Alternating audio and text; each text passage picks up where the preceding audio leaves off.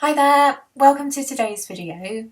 I had an illustration commissioned a little while ago where I had to create a tank as part of the project, and my partner Ian was so excited about this particular project because he's an absolute tank geek. He's loads of books on tanks. He loves the World of Tanks game, so he really wanted me to create another tank that was kind of more true to life.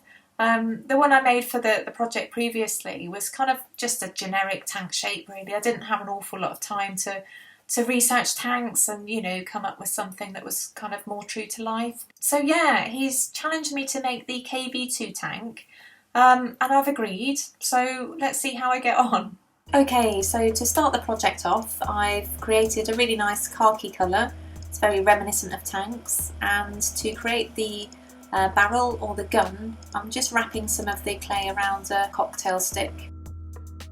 And once it's of a good size, I'm just going to take some of that off with my blade cutting tool and just the end off as well. Now I need to bake the barrel, as it will need to be a solid piece of clay when it's added to the main structure later on. So yeah, I'd recommend you bake this part. Now moving on to the main body of the tank, I'm just kind of creating a loose tank shape, or loose KV-2 tank shape.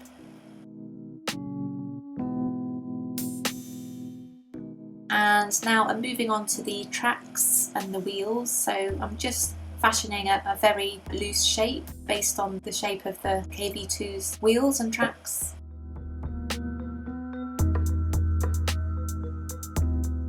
And because I've realised that they probably need to be black because you'll need to be able to see the khaki of the wheels, I'm just adding on a small section of black clay. There we go. So now I just need to create a series of little wheels to add on. And this part's actually quite fiddly because they all need to be of the same shape really. So it can take just a little while to get those right. And just adding in a little bit of detail on those as well with my ball tool. And here's my favourite part. I'm just going to create some tracks, and I just need to make sure it's of a good width, so there's plenty of room there. And I'm going to use my wavy blade tool because it creates quite an interesting effect and makes it look a little more track-like really. And with the reverse of my usual blade cutting tool that isn't very sharp, I'm just going to create a series of lines on the track, obviously to make it look like tracks. And again, just takes a little bit of time really. And there we go, and that just wraps around like so. And just take the end off.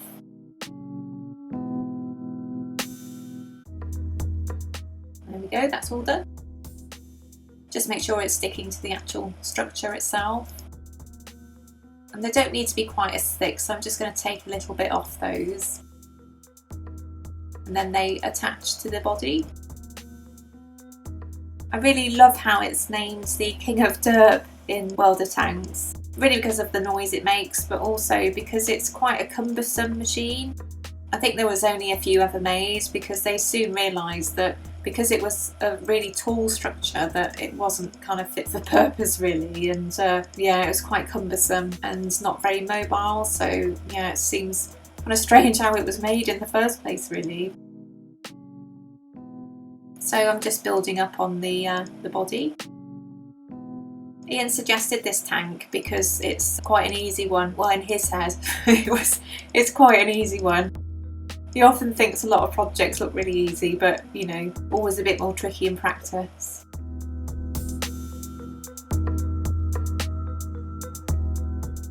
And now I'm going back to the baked barrel.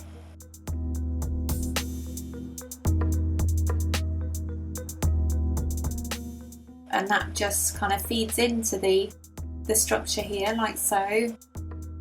Obviously, if it wasn't baked, you'd have a bit of a nightmare, I think, so hence why it's baked. And then that attaches to the body. And I'm just kind of preening away at the tank as I go along here.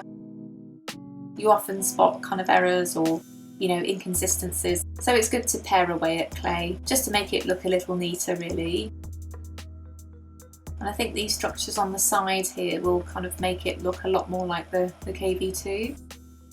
I was going to research a lot of facts based on the KV-2 tank, and I have done a bit of reading, but to be honest, I don't think it's the most interesting of material unless you're really into tanks. But you know, if you want me to make a video on my research, let me know. I don't imagine there'd be a lot of takers for that though, let's face it.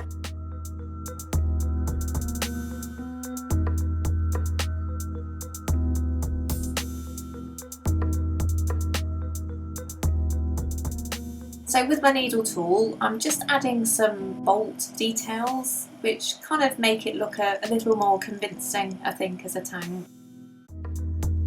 I think the more detail that you can get into your model making, the more effective things look at the end, so it's always worth investing that little bit of time really, or a lot of time, you never know how things are going to proceed really.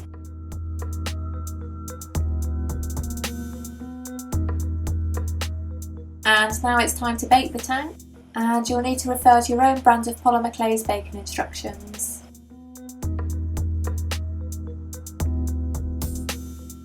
Just as a point of reference, Ian had a look at the tank before I baked it and said that the barrel was way too long, so I managed to pull it out and just take a section off with a pair of scissors and reinsert. So it was baked with a much shorter barrel, and he's right actually, it does look a lot more like the tank now. And to make it look a little more like a tank in action, I'm just adding a bit of ink here and there. And there it is, all done. And it kind of looks like it's ready to go to war with my studio. Well, it's not my best ever model, but it's certainly not the worst, and yeah, not bad for a first attempt. So thanks for watching, and I'll see you again soon. Bye bye.